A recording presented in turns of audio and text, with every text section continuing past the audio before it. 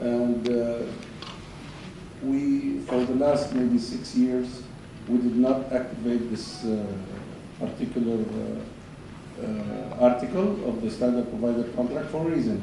We need to prepare the infrastructure in order to have a successful implementation.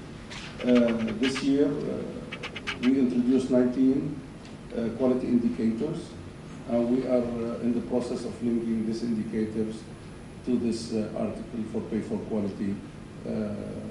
So payments of these services will start becoming related to quality. It's going to relate for not part of the service today. I'm not the expert on this, but part of this is to link your multiplier to the quality.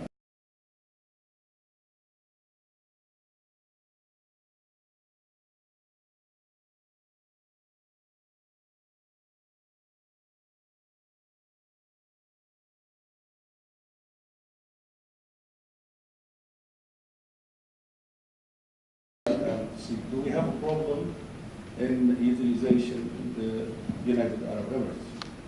When we go and look at the chart, where are we? The WHO chart when it comes to utilization. I think we're still in a safe area. I don't remember exactly. I think we are behind Singapore, but I don't remember. Please do not quote me on this. I will go and ensure that I gave you the right piece of information. But we don't have an issue with utilization. The issue with utilization, the way it was stated today in this panel, that I a little bit disagree. There is a thin line between the guidelines used with the payer and how to give approval for services and how to reject a claim based on medical necessity and utilization. There is a thin line there. And this is happening every day with the providers and the payers. Today, mainly, payers, different payers, using different guidelines. PBM is a good example. It's coming from different sources. It has different guidelines. And now the patient gets stuck in the middle. Today, the patient when it comes to PBM, not the payer, not the provider, the patient gets stuck because people are using different guidelines and they decide on the medical necessity to dispense or to get this medication. At the same time, the provider has an issue. Today, it has an issue with rejections based on medical necessity and the guidelines used by the insurance company or the TPA. Do we have a problem with misuse and abuse? Yes, we have a problem. And this is something normal for any insurance system to have misuse, abuse, and fraud. Now, how to resolve this issue? It's a big discussion. It requires a lot of talk, but in short, 50% of the cases of misuse, abuse, and fraud will be detected not through controls are good, procedures are good, through 800 numbers. And these are facts. We have to really see it, and we have to really work it. Do we have a problem with utilization? I don't see it. Whose responsibility to control utilization? Everybody.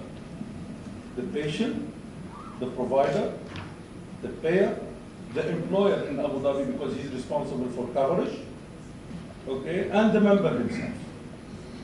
We need to really give this responsibility to everybody to control utilization. Do we have a problem? This is a big question. As statistic, it doesn't show that. Thank you so much. Dr. Sam, there has been a discussion, a mentioning of the pay for quality. And as a payer, I'm putting myself down in the payer shoes. As a payer, I would be happy to pay a little bit more when I have better clinical outcomes to my members because it helps to reduce my cost bottom line. on the long run. However, when I receive an increase, price increase request, I don't see any cost optimization, any details showing that the provider is actually optimizing this cost and this is an actual inflation, and not that just because they're asking for it because they want to add. How can we help the payer to get this assurance that the cost is optimized? Well, it's easy if you're a listed company, and your financials are there for everyone to see. And that's something of interest to a large component of the audience. Transparency, right? So there should be transparency on cost to some level. Certainly, at least in Abu Dhabi, the regulator can see that right now. One thing I'm very keen to provide transparency on is our wage inflation. I will gladly show any insurance company what our wage inflation looks like between 2013 and 2014. And it will What you pay for your for doctors. For doctors. For all the mainly doctors. Mainly doctors. They're the main contributors to wage inflation, but also nurses and technicians. I'm very happy to be open about that. I'm very happy to be open about the investments that I'm making. We're doing, I won't be specific, this is the forum for it, but we're making investments in new facilities, in refurbishing old ones, and additional equipment, right? So these are not free, and they have to be paid for somehow. And I think insurers need to, payers need to decide if their members need to have access to these investments or not. Would that convince you if you get this data? Thank you. I will not comment that we talk or we don't, but I will comment that when we talk, you're right, we speak the same language in different ways. Yes. We're the only company probably in terms of provider agreement who has mentioned, and you probably very well know that, we require financial statements from providers upon our request. And the reason was to further work with providers and understand their expenditure and their cost optimization. And I think if we continue to do what we've always done, we'll always get what we've always got. And it's time to move on. The conventional way, as Dr. Haider has mentioned, is no longer viable in the long run. It's important that we look really on mid and long-term basis with the providers. We stop that year-on-year exercise, oh, I want more, no, you want less. We need to understand altogether what is the payer strategy, what is the provider strategy, and what are the patient needs. And when we sit together and we put those forward with a proper regulatory framework, I believe we can succeed to a model that will be really optimized and will offer sustainability to the patient. The model of yearly increases back and forth, I don't believe is sustainable on the long run. We need to look at mid and long-term agreements. Discussions with providers have to be around the key metrics that the regulators will put in place that will be a referential in terms of discussion. How can we improve accessibility to patients? And what are the investment needed to respond to that patient needs as well? I believe that's the best way forward as we go, and to stop that short-term, short-sighted approach. You can increase, you cannot stop direct billing. No, you will not stop. You dare, no, you don't dare. We do it, we don't do it. Okay. So before I talk about the provider-payer relationship, okay, I want to talk also about the payer side of things. Because from a payer point of view, also, one of the things which you will need probably is a mid to long-term agreement with your client, also. Not only with the provider. You need also to ensure that you have this policy for a longer term, just to ensure if you have a loss ratio in 1 year, you can recover.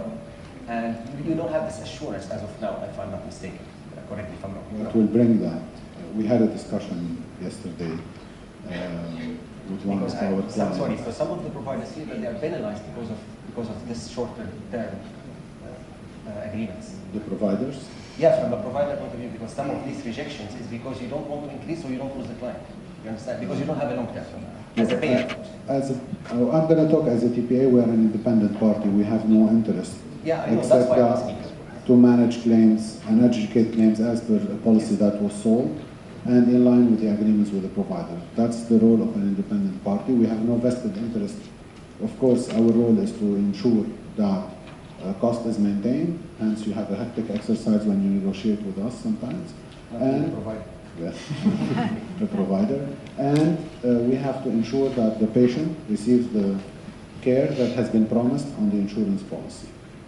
In terms of payers rejecting claims so that they don't increase cost, Rejecting price increase requests. price increase request, as I said, we need to look at long term.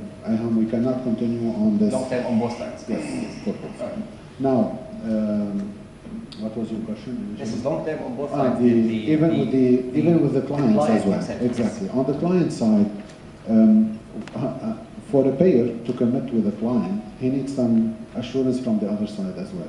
And in the absence of that assurance, he cannot commit to a client, and you cannot ensure client loyalty year on year. So you need to create that stability on the side of the provider, the cost inflation, and the visibility, the proper visibility, for you to be able to plan accordingly. Hence, it's important that we align everybody's strategy in line with the needs of the patient and the possible market and economic development as we go forward. Thank you. So, Dr. Haider, I know you want to comment, probably, but I want to ask you a question just quickly. Andre, as a third party, is saying that the payer needs some assurance from the provider. I am, as a third party, I'm thinking that the provider will need some assurance from the payer as well. So it's who starts first now. So we need to go back to you as a regulator. Okay. Right. Let me take a step back and try to get out of the snapshot kind of discussion that's taking, because we're taking different snapshots of the existing scene, perhaps more in Dubai, a little bit in Abu Dhabi, and we're trying to analyze these. But if we step back, and basically we need to think that Dubai today is a market in transition.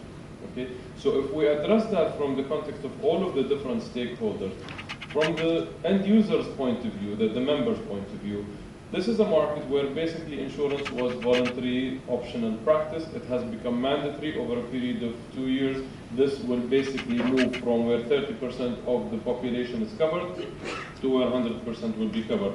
So those people who are currently covered or high-end plans, maybe they have a certain behavioral issue. For certain people who are now going to be covered for the first time, you see that hump of utilization because they are covered for the first time and they get direct access to care, and that has to normalize over a period of time. So, and then for the rest of the people that are using the health insurance system, it's a maturity exercise as well, where they need to understand how to use health from a health insurance point of view, not the free services that were provided by the government previously. So this is a market in transition, and for every category, let's look at it from, for example, from a provider's point of view. From a provider's point of view, there was a mismatch between supply and delay. People are obviously expecting that mandatory insurance is coming, so hopefully that's good, and at some point, hopefully there will be a match between supply and demand, and then at some point, we hope the two kind of race together in line with the strategic direction of the Emirate. But right now, we see a lot of providers investing in healthcare in areas perhaps where there is already adequate supply, and then they start to cry and complain to the regulator, oh, insurance companies, they don't want my services. I have opened this clinic, I have invested so much money in this polyclinic or polycenter, and now no one wants my business. Yeah, because we told you there's 50 other similar clinics, you want to be number 51, but actually we only need 30, you know? This kind of maturity of understanding where to invest, how to invest is very important from a hospital's point of view. So what do these people do? That they have to overutilize to compensate and at least make their breaking point or not, so that the doctor doesn't get fired or he gets enough salary. So it's a market in transition. As we move towards mandatory health insurance, our role as a regulator is to build in the controls that ensure that this market transition to a better place. We understand some of these challenges, but if we take snapshots of these challenges, it's probably unfair, you know. So as long as the regulator is aware of all the issues and building in the right controls in order to direct that market towards being a much more mature and the most important word here, sustainable market, then that's okay. And as long as all of the different stakeholders understand that and work towards that end target, then that's okay. And I guess this is kind of one of the roles of these forums, but also the regulators and all of the stakeholders, is to understand that, not to look at the short-term picture. Oh my God, in this area I'm going to have a real problem if I don't increase my prices by X amount. You know, look at the long-term picture, understand the vision, and try to be part of the vision. It's a partnership exercise to take the health systems in our region from where they were, which basically was a fairly sort of more primitive place, government services, block budgets, so, sort of into a much more accountable health financing system. It is an exercise of maturity, and I think all of the stakeholders need to be part of the thinking process as well as the action process in order to see it correctly, rather than sort of take snapshots here and there and try to sort of overanalyze them. Thank you, Dr. Haider. Mr. Rivers, comments, please. Maybe I just have a different mindset here. Again, I am an engineer. I stumbled in healthcare. Now, just to fulfill my mother's wish of building a hospital for my brother. So when I started this business 30 years ago, as an engineer, I'm used to systemizing things. Now, I thought that I would start the first hospital and, start it up and then hand it over to my brother. And, plug holes here and there. I'm still plugging holes there and there until today. What I'm trying to say is this industry is a very unsystemized and very difficult industry from an engineer point of view. Now, when you start discussing all the issues that has been discussed today, in Saudi Arabia for the past 30 years we have tried to systemize it, we have tried to control pricing, we have tried to ease the relationship and the smooth relationship between government regulators and providers and patients, and from being the largest operator in the kingdom, it's a hell of a job. So that does not exclude the efforts that are being tried in the Emirates, particularly the Emirates of Abu Dhabi and Dubai. They have made their footprints, and they have taken a world place in the world. So I am only saying that I want to wait and see. Definitely the Abu Dhabi experience, now they are rethinking their position. But yet still, it's a process that has started years ago, ahead of everybody else, in the medical insurance, and now they are readjusting. So that's a compliment there to make. And now looking at Dubai, and how Dubai has indeed taken a place in the world, and with the private sector mentality of Dubai, I'm really hopeful and looking forward to see how the Dubai model will work, and maybe we as a group take the experience here back to Saudi Arabia. Thank you very much. Thank you so much. We're going to open it for questions now. Dr. Muhammad.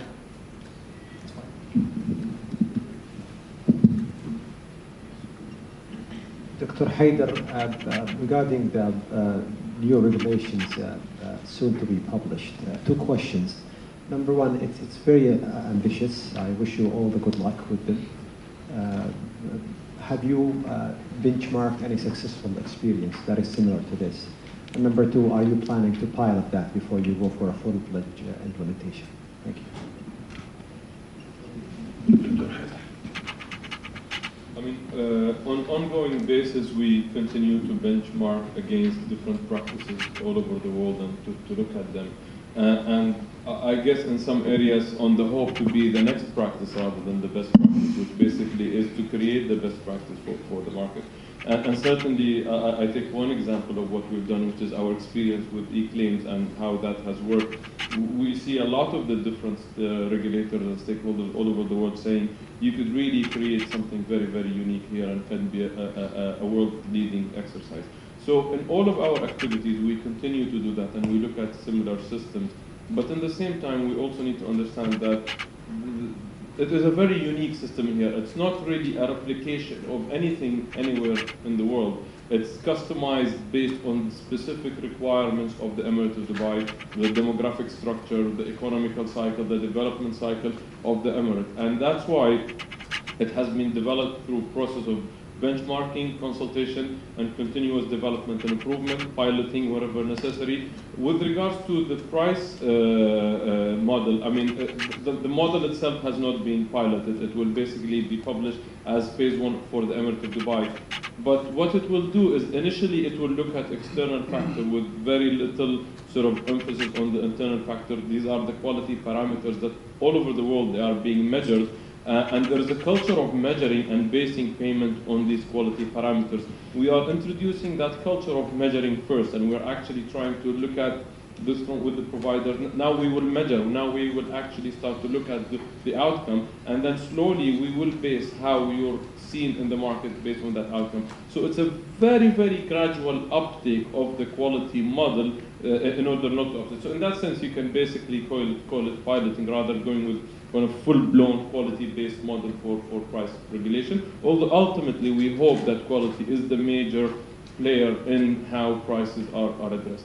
So in that sense, it is a pilot. But the benchmarking activity is ongoing. Thank you. Thank you very much for all the panelists, and my questions to Dr. Al-Yusuf. You know, in Bahrain, we are just stepping to implement the social health insurance, and we're going to learn from your success and failures in Saudi Arabia and Qatar. And we are studying the UAE model and the one Qatar implemented. Now in Bahrain, we have more population, less money. And I raised the question, why do we need social health insurance? We needed to have more funds, to pool the funds for the health.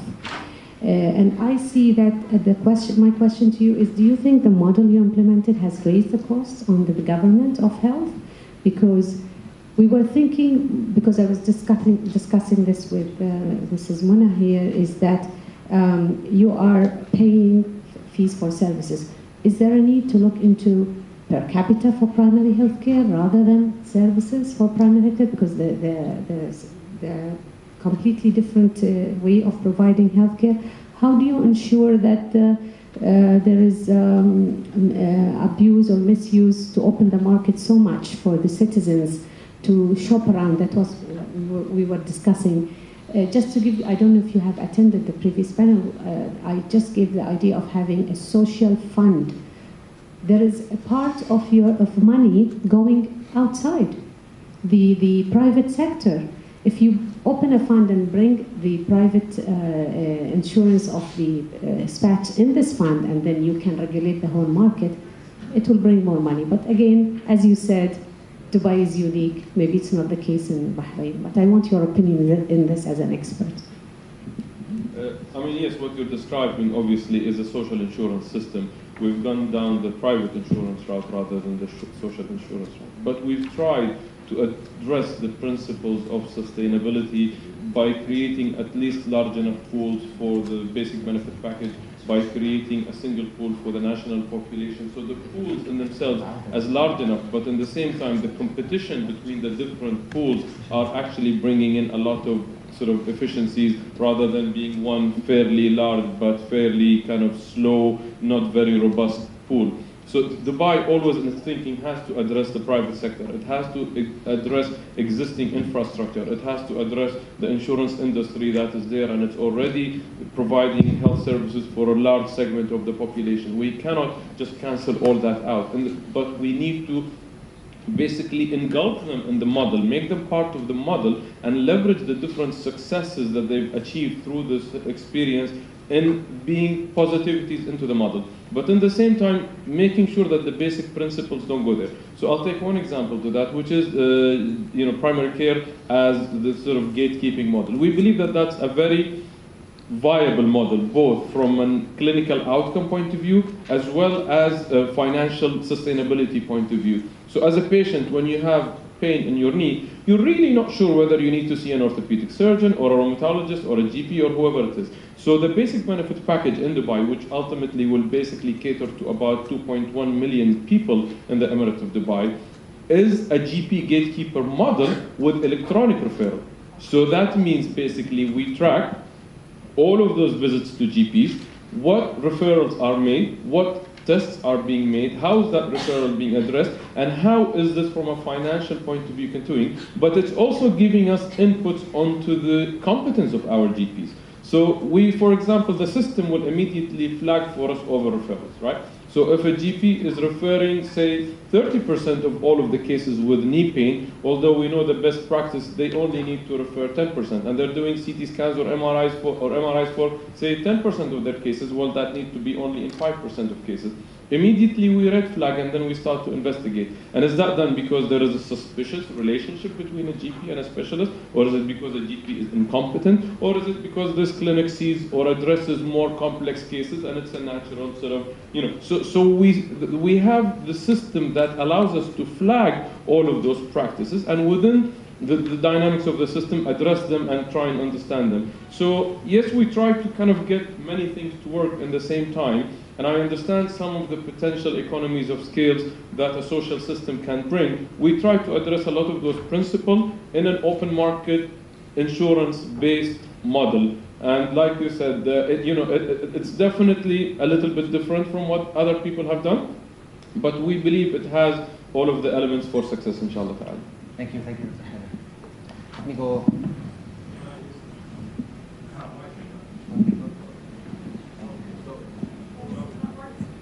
No, I think it's wrong. Assalamu alaikum, Saif al-Jabiti from Adna. Thank you, Ayhan. Thank you. Very nice panel. Thank you. I have more of it's a question and a thought for the regulators and the policymakers. So we're talking about the challenges of a legacy system like the Western system. We're trying to copy what happened over there and benefit from the best practices. But at the same time, I want to focus on the accountable care organization, which is the future and the innovation that's happening in the US. As both of you, as policymakers, are you thinking about, should we do that in the next 10 years? So while they are focusing on trying how me and Dr. Sami work together as one organization and reduce the bureaucracy and maybe think about a minimum compensation based on the transparency that you will show me. And I will share with you all the innovation we have in cost containment and outcome measurements and etc. Why shall we go through the route of a typical Western legacy system where we don't have much of stakeholders over here? So we provide access and then we think we need more than access. Now we need quality. While you have an advantage, as you said, healthcare providers, especially on the insurance side, are relatively being using one system and now they are changing it. So we don't mind changing it to a plan for the next 10 years rather than doing something now and then in 5-6 years it doesn't work. We face the same challenges and we need to implement something new. Mr. Merwan, would you like to take this? First of all, let me make one comment about capitation. In the Emirate of Abu Dhabi, for the last maybe, I can tell you, since 2006, we did not allow capitation in the Emirate of Abu Dhabi. And there is a good reason for that. We don't want to jeopardize the safety and the services for the patient.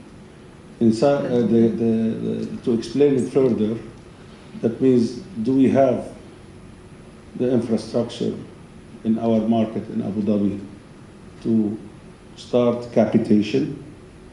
No, we did not have it. Today, we are preparing our market for this capitation through introducing the quality indicator, through introducing controls, processes, and procedure to allow the healthcare provider to take on such responsibility. And it is a big responsibility, by the way. Capitation is good to reduce the risk of inflationary premiums. The one, I don't know, maybe you talked about it, Doctor. So this initiative started, and we're going to work on a lot of